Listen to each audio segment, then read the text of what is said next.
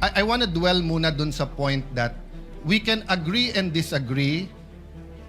We can love the Philippines, protect our territory, secure the victory under UNCLOS, under the arbitral ruling, under international law, but yet magkakampi tayo. Pero kasi tignan nyo tong article na to. Sabi po nung dating secretary ng Presidential Advisor on Political Affairs, hold the Chinadors accountable. So, as far as he is concerned, anyone who did not sign the resolution is pro-China. I dare ask, do you agree, Your Honor? I do not agree. In fact, I manifested when we sponsored the measure that the final determination of whether you are for or against the resolution is not in the being an introducer, Yes. but in voting whether for or against the resolution, Yeah, which thank comes you. after. Thank you for that, Mr. President, with a little bit of modification. Because if the resolution was like the resolutions in the 19th Congress, that was explicit on the Philippine official stand, then we will be unanimous. But the resolution is on statements, not on our stand. That's where, personal ko to this is not the whole minority. Yun ang gusto kong linawin. Ang resolution na to ay tungkol sa sagutan ng mga opisyal ng Pilipinas at ng top diplomat na nandito sa Pilipinas ng China. As far as I'm concerned, hindi to tungkol sa stand natin. But this is the incredible thing, Mr. President. I remember the time that I hanged out a lot with Senator Lacson. Doon ko natutunan na sa House kasi wala or iba yung terminology. Sa Senate meron OB, Official Business. So kung may session tayo, pero let's say may international conference, OB ka, Official Business. Di ba? Or we don't allow hearings na kasabay nung plenary, but if there was something in Malacanang between the House, the Senate, or the Judiciary, the Senate, Malacanang, pwede ka magpa-OB. But there is another kind of OB, yung opportunistang balimbing. No? What do I mean by that? May I ask, Mr. President, honored gentleman, are you familiar with the stand of Secretary Llamas regarding the West Philippine Sea? It's okay if you're not. I'm just wondering if you're familiar. I'm not familiar, Mr. President. Today he is one of the most ardent voices, the most firm voice about confronting China. At yung hindi mag-confront sa China ay Chinador or pro-China. That's a funny thing because before the arbitral ruling was filed, he sought me out. Sabi niya, Alan, mali approach ni Pinoy. Dapat kinakausap ang mga Chinese. Kung gusto mo, i-set up ko yung meeting between you and the Chinese ambassador. And he did. And then sabi niya sa akin, Alan, ang Chinese may ibang kultura. Kakausapin mo yan bilateral. Hindi pwedeng multilateral. Isasama natin ang kano, mapapahamak tayo. He told me that. He met me after the meeting with the Chinese ambassador. This was during the time of President Pinoy. I think in the arbitral award, if I'm not mistaken, Senator, you were still in the Senate, no? You were in the cabinet yet, eh? No, I was no longer. You were already... yung award... 2016. No, we filed the... The award was 2012, 2012 yung standoff, eh. Yes. So you were still in the Senate, no? Yes, the first 3 years of my third term. Yes. So I was minority leader noon. So by virtue of that, I was in the National Security Council. And Ronald Llamas were looking for anyone and everyone who would listen to him to talk to whoever to convince President Pinoy not to file the arbitral case. Not to go. And to have bilateral talks. So let me just mention, Mr. President, that what is seen in public, in Facebook, in vlogs, is very, very far from what is discussed in the halls of power and between professionals. I mean, here in Senate, we know where we disagree, we know where we will agree, di ba? So for example, if you talk about divorce, we will know who is pro and anti. So yung pro, gusto niya mapasa yung batas na pwede ng divorce. Yung anti, ayaw. Meron namang pro-divorce, pero ayaw na no-fault divorce. Ibig sabihin, kailangan may grounds. So, masalimuot ang issues, no? Anong point ko doon, Mr. Chairman, Mr. President, dear Senator Pangilinan?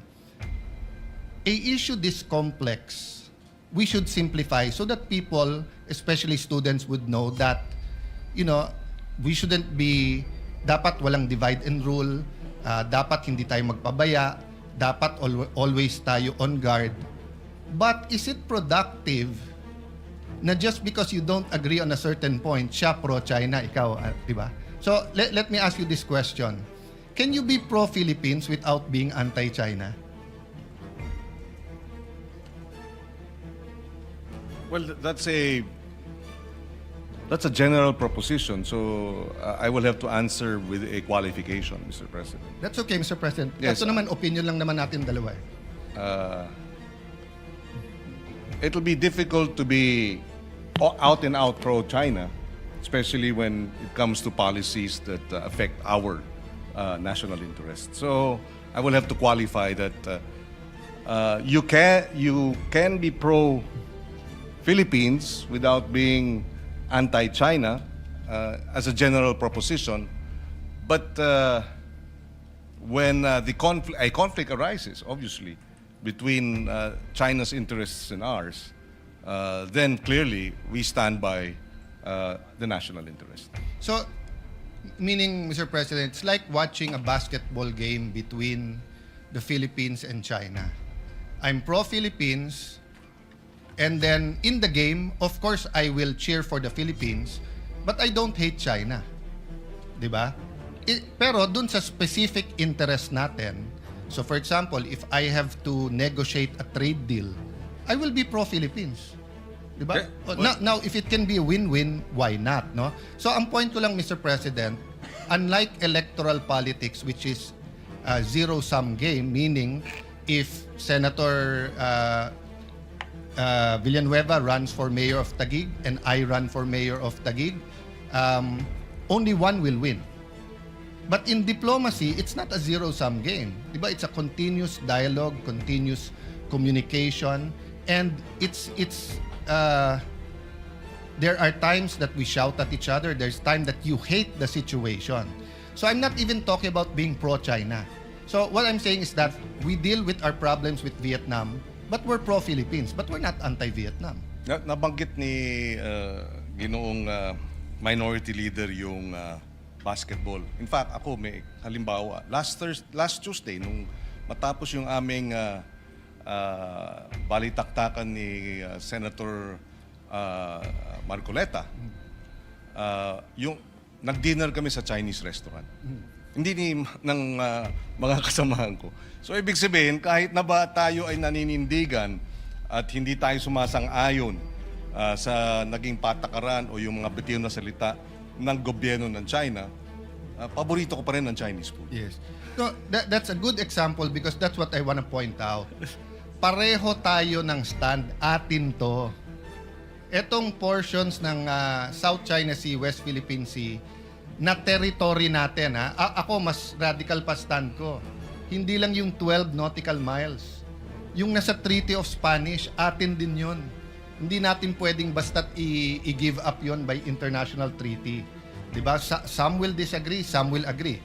The Supreme Court case na final ni a brilliant man ni Professor Magallona, diba? Nasabi niya, sa UNCLOS, bumawas yung ating territory. But we're not here to discuss that now. We're discussing, number one, yung sagutan ng opisyales at nila. So I just want to point that out, Mr. President, Senator Pangilinan, because we don't want to be hitting each other kung pareho naman pala stand natin in terms of sovereign rights and sovereignty. Let it be oversimplified. Si Senator Amy, kapitbahay natin dalawa, co-owners tayo, may puno ng mangga sa gitna. Sabi ni Senator Amy, sa kanya yon. Sabi natin dalawa, sa atin yon. Tuwing nagbubunga, nag-aaway tayo. Ang problema, mas mayaman sa atin si Senator Amy. Ang problema, marami pong tangke, aeroplano, pati sa pera, pati sa diplomacy, sa abogado, mas marami si Senator Amy. So ako, ang stand ko, makipag-usap tayo kay Senator Amy. Ikaw ang stand mo, hindi, sinisigawan na tayo, makipagsigawan na tayo. So we have the same stand.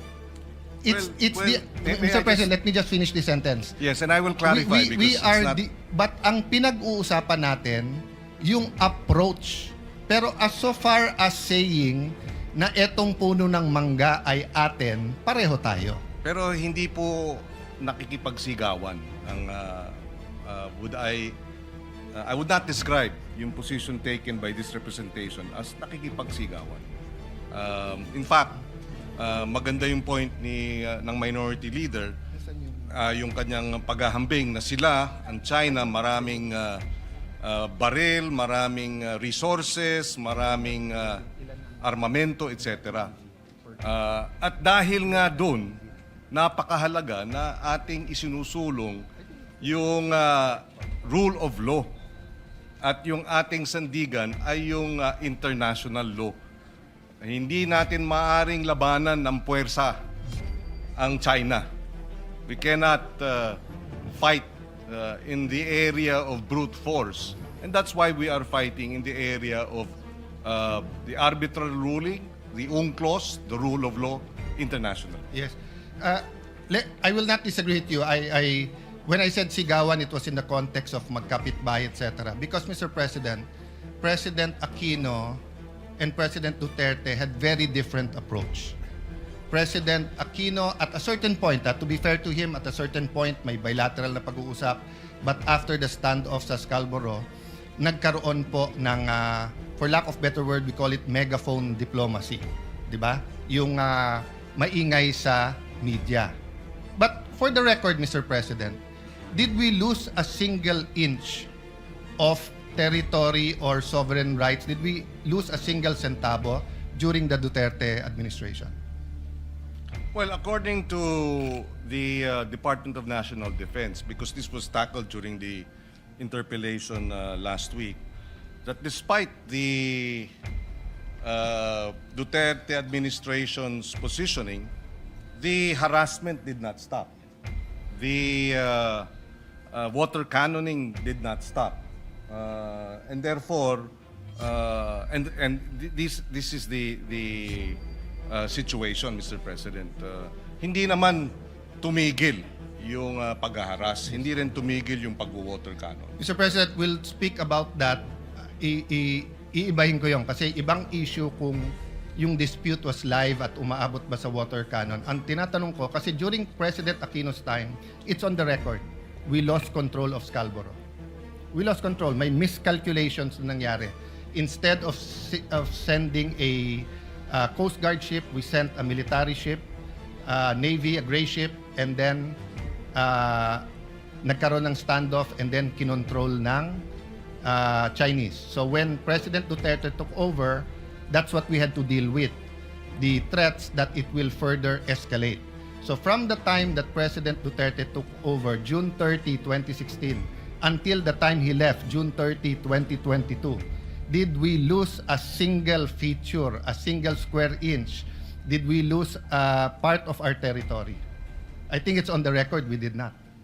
Well, if we did not lose any, then we thank the efforts of the past administration. But did we gain? Were we able to reverse the losses? I think not. Were we able to improve our trade, direct investments, etc.? I would say not so. Not as robust in terms of other countries. So therefore, may plus minus din po, Mr. President. Well, let me answer that in two ways. First, I appeal to the records. We had more trade than during the Aquino administration. More bananas, other fruits were allowed into China. The tourism went up First time in our history, lumaban yung dami ng Chinese versus dumami ng Japanese. And then yung hindi nakakapangisda, your staff, I have my support staff, you have your support staff, they can Google it. President Duterte announced that our fishermen can fish. Hindi lang pwede sa loob ng lagoon. And pati yon meron dahilan because spawning grounds yon eh. So hindi dapat mag-fish dun sa loob. Long story short, hindi nakakapag-fish nun. Did we gain? That is now the challenge of the Marcos administration. And that's why I have not commented whether I'm for or against because his national security knows more of what's happening on the ground. And ongoing pa yung kanilang strategy. Do I hope that they will gain? I think there are some gains in the Scarborough. Of course, I hope that they will gain. Kaya nga ulit-ulitin ko, pareho stand natin, atin to eh. Yung approach natin ang iba. And tayo, nakakapag-discuss tayo, I will agree with you or disagree, you will disagree with me, but I will not call you hypocrite, pro-China, anti-China, anti-Philippines, ganyan. Because precisely, you know, when I was in the Foreign Affairs Department, question ako ng Malaysian, Indonesian more of curiosity at Vietnamese. Bakit ganito yung strategy? Because nakikinabang sila sa strategy natin pag tayo maingay. But I got the shock of my life. Why?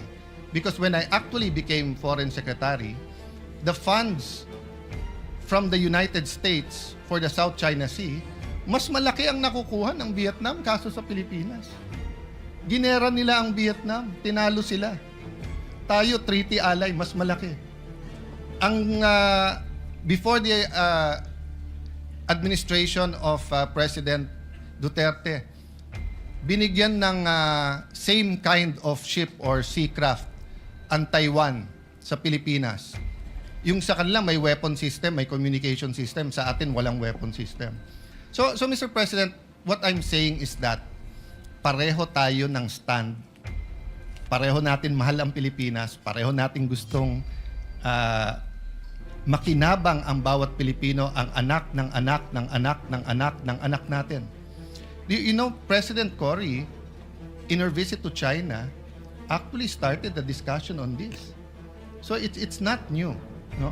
So if you have comment, Mr. President, then can I have just a few more preliminary? Go ahead, Mr. President. Just very quickly on the Scarborough Shoal incident. Precisely because of the Scarborough Shoal incident, The Aquino administration proceeded to file the case before the International Tribunal a few years later. I think 1 year or several months later. And we won, thankfully. Yes. And in that regard, we placed on record that the 9-dash line of China is illegal according to the UNCLOS, that they're setting up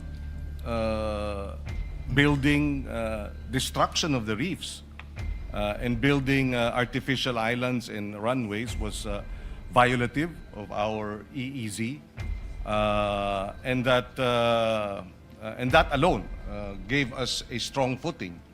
So strong in the sense that moving forward, several years later, about 60 countries have recognized the 2016 ruling that favored precisely the Philippine position and counting. So I'd like to think that yes, that incident in Scarborough was most unfortunate that it led to that, but because of that incident, we, as a smaller nation, decided that the way to addressing the challenge of a bigger nation, more powerful nation, is by way of the rule of law, by international law. Yes, Mr. President. I want to dwell muna dun sa point that we can agree and disagree. We can love the Philippines, protect our territory, secure the victory under UNCLOS, under the arbitral ruling, under international law, but yet magkakampi tayo. Pero kasi tignan nyo tong article na to. Sabi po nung dating secretary ng Presidential Advisor on Political Affairs, hold the Chinadors accountable. So, as far as he is concerned, anyone who did not sign the resolution is pro-China. I dare ask, do you agree, Your Honor? I do not agree. In fact, I manifested when we sponsored the measure that the final determination of whether you are for or against the resolution is not in the being an introducer, but in voting whether for or against the resolution, which comes after. Thank you for that, Mr. President, with a little bit of modification. Because if the resolution was like the resolutions in the 19th Congress, that was explicit on the Philippine official stand, then we will be unanimous. But the resolution is on statements, not on our stand. That's where, personal ko to, this is not the whole minority. Yun ang gusto kong linawin. Ang resolution na to ay tungkol sa sagutan ng mga opisyal ng Pilipinas at ng top diplomat na nandito sa Pilipinas ng China. As far as I'm concerned, hindi to tungkol sa stand natin. But this is the incredible thing, Mr. President. I remember the time that I hanged out a lot with Senator Lacson. Doon ko natutunan na sa House kasi wala or iba yung terminology. Sa Senate meron OB, official business. So kung may session tayo, pero let's say may international conference, OB ka, official business, di ba? Or we don't allow hearings na kasabay nung plenary, but if there was something in Malacanang between the House, the Senate, or the Judiciary, the Senate, Malacanang, pwede ka magpa-OB. But there is another kind of OB, yung opportunistang balimbing. No? What do I mean by that? May I ask, Mr. President, honored gentleman, are you familiar with the stand of Secretary Llamas regarding the West Philippine Sea? It's okay if you're not. I'm just wondering if you're familiar. I'm not familiar, Mr. President. Today, he is one of the most ardent voices, the most firm voice about confronting China. At yung hindi mag-confront sa China ay Chinador or pro-China. That's a funny thing because before the arbitral ruling was filed, he sought me out. Sabi niya, Alan, mali approach ni Pinoy. Dapat kinakausap ang mga Chinese. Kung gusto mo, i-set up ko yung meeting between you and the Chinese ambassador. And he did. And then sabi niya sa akin, Alan, ang Chinese may ibang kultura. Kakausapin mo yan bilateral. Hindi pwedeng multilateral. Isasama natin ang kano, mapapahamak tayo. He told me that. He met me after the meeting with the Chinese ambassador. This was during the time of President Pinoy. I think in the arbitral award, if I'm not mistaken, Senator, you were still in the Senate, no? You were in the cabinet yet, eh? No, I was no longer. You were already... Yung award... 2016. No, we filed the award was 2012 yung standoff, eh. Yes. So you were still in the Senate, no? Yes, the first 3 years of my third term. Yes. So I was minority leader noon. So by virtue of that, I was in the National Security Council. And Ronald Llamas were looking for anyone and everyone who would listen to him to talk to whoever to convince President Pinoy not to file the arbitral case. Not to go. And to have bilateral talks. So let me just mention, Mr. President, that what is seen in public, in Facebook, in vlogs, is very, very far from what is discussed in the halls of power and between professionals. I mean, here in Senate, we know where we disagree, we know where we will agree, diba? So for example, if you talk about divorce, we will know who is pro and anti. So yung pro, gusto niya mapasa yung batas na pwede ng divorce. Yung anti, ayaw. Meron naman pro-divorce, pero ayaw na no-fault divorce. Ibig sabihin, kailangan may grounds. So, masalimuot ang issues, no? Anong point ko doon, Mr. Chairman, Mr. President, dear Senator Pangilinan, a issue this complex, we should simplify so that people, especially students, would know that, we shouldn't be, dapat walang divide and rule, dapat hindi tayo magpabaya, dapat always tayo on guard. But is it productive na just because you don't agree on a certain point, siya pro-China, ikaw, di ba? So, let me ask you this question. Can you be pro-Philippines without being anti-China? Well, that's a general proposition. So I will have to answer with a qualification, Mr. President. That's okay, Mr. President. Yes, Ito naman, opinion lang naman natin dalawa. It'll be difficult to be out and out pro-China, especially when it comes to policies that affect our national interest. So I will have to qualify that you can be pro-Philippines without being anti-China as a general proposition, but when a conflict arises, obviously, between China's interests and ours, then clearly we stand by the national interest. So, meaning, Mr. President, it's like watching a basketball game between the Philippines and China. I'm pro-Philippines, and then in the game, of course, I will cheer for the Philippines, but I don't hate China. Di ba? Pero dun sa specific interest natin, so for example, if I have to negotiate a trade deal, I will be pro-Philippines. Diba? Now, if it can be a win-win, why not? No? So, ang point ko lang, Mr. President, unlike electoral politics, which is a zero-sum game, meaning if Senator Villanueva runs for mayor of Taguig and I run for mayor of Taguig, only one will win. But in diplomacy, it's not a zero-sum game. Diba? It's a continuous dialogue, continuous communication, and there are times that we shout at each other. There's time that you hate the situation. So I'm not even talking about being pro-China.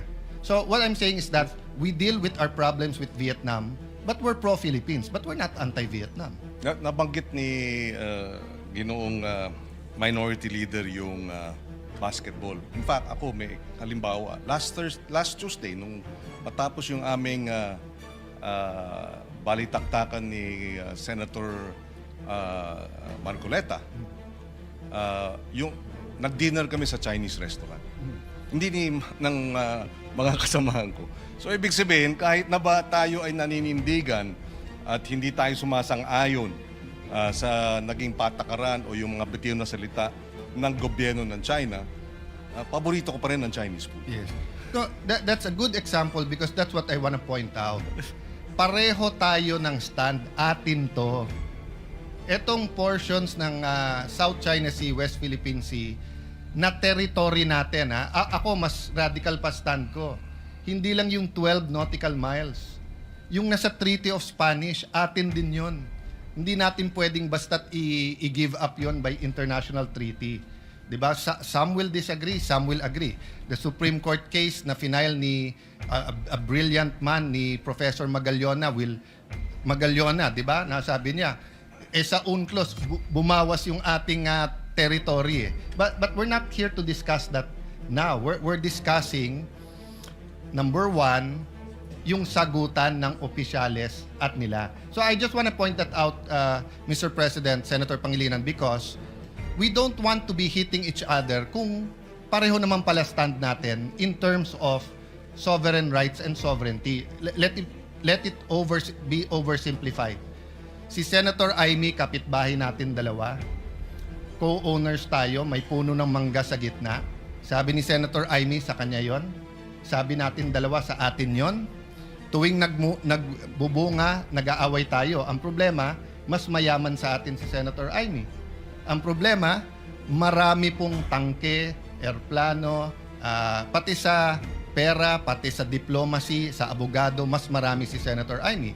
So ako, ang stand ko, makipag-usap tayo kay Senator Amy. Ikaw, ang stand mo, hindi, sinisigawan na tayo, makipagsigawan na tayo. So we have the same stand. May I Mr. President, just- let me just finish this sentence. Yes, and I will clarify because We it's are not... but ang pinag-uusapan natin yung approach. Pero as so far as saying na etong puno ng mangga ay atin, pareho tayo. Pero hindi po nakikipagsigawan ang I would not describe yung position taken by this representation as nakikipagsigawan.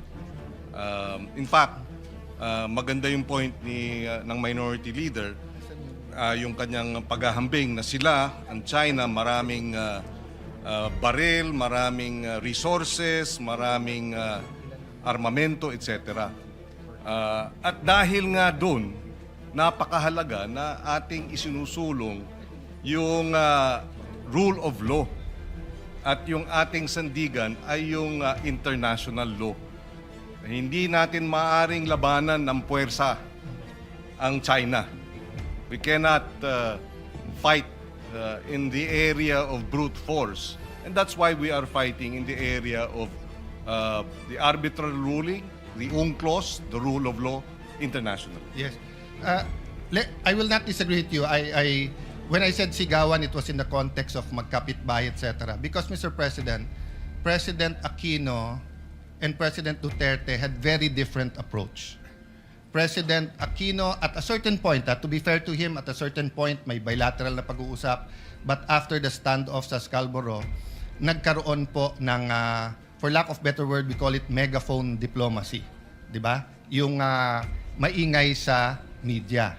But for the record, Mr. President, did we lose a single inch of territory or sovereign rights? Did we lose a single centavo during the Duterte administration?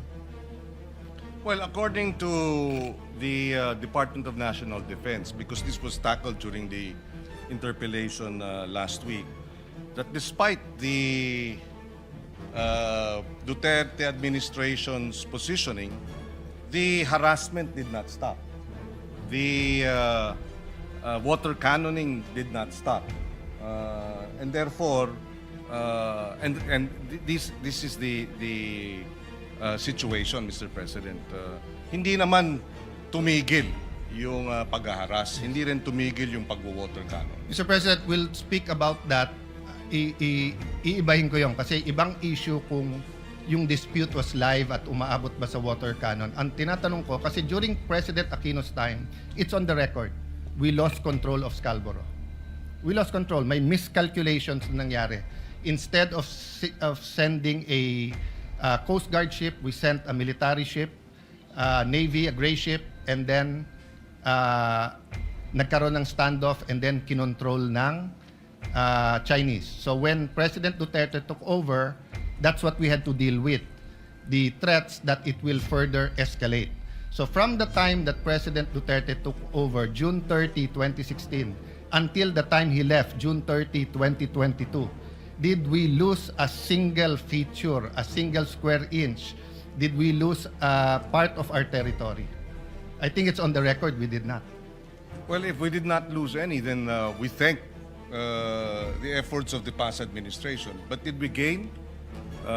Were we able to reverse the losses? I think not. Were we able to improve our trade, direct investments, etc.? I would say not so. Not as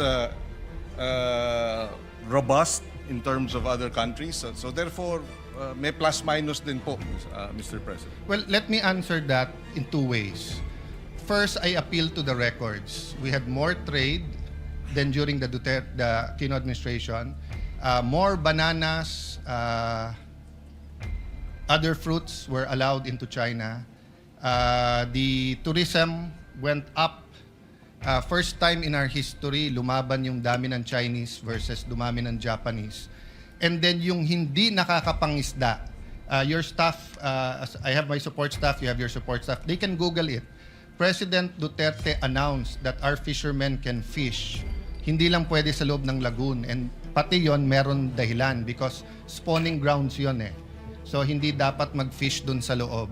Long story short, hindi nakakapag-fish nun. Did we gain? That is now the challenge of the Marcos administration. And that's why I have not commented whether I'm for or against, because his national security knows more of what's happening on the ground. And ongoing pa yung kanilang strategy. Do I hope that they will gain? I think there are some gains in the Scarborough. Of course, I hope that they will gain. Kaya nga ulit-ulitin ko, pareho stand natin, atin to eh. Yung approach natin ang iba. And tayo, nakakapag-discuss tayo, I will agree with you or disagree, you will disagree with me, but I will not call you hypocrite, pro-China, anti-China, anti-Philippines, ganyan. Because precisely, you know, when I was in the Foreign Affairs Department, question ako ng Malaysian, Indonesian, Indonesian more of curiosity at Vietnamese. Bakit ganito yung strategy?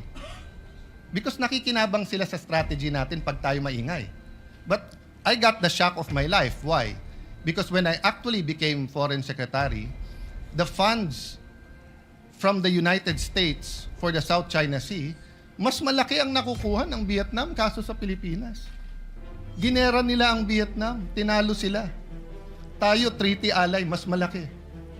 Ang before the administration of President Duterte, binigyan ng same kind of ship or seacraft ang Taiwan sa Pilipinas. Yung sa kanila may weapon system, may communication system, sa atin walang weapon system. So Mr. President, what I'm saying is that pareho tayo ng stand. Pareho natin mahal ang Pilipinas, pareho natin gustong makinabang ang bawat Pilipino, ang anak ng anak ng anak ng anak ng anak natin. You know, President Cory, in her visit to China, actually started the discussion on this. So it's not new, no? So if you have comment, Mr. President, then can I have just a few more preliminary? Go ahead, Mr. President. Just very quickly on the Scarborough Shoal incident. Precisely because of the Scarborough Shoal incident, The Aquino administration proceeded to file the case before the International Tribunal a few years later. I think 1 year or several months later. And we won, thankfully. Yes. And in that regard, we placed on record that the 9-dash line of China is illegal according to the UNCLOS, that they're setting up building destruction of the reefs and building artificial islands and runways was violative of our EEZ, and that alone gave us a strong footing. So strong in the sense that moving forward, several years later, about 60 countries have recognized the 2016 ruling that favored precisely the Philippine position and counting. So I'd like to think that yes, that incident in Scarborough was most unfortunate that it led to that, but because of that incident, we, as a smaller nation, decided that the way to addressing the challenge of a bigger nation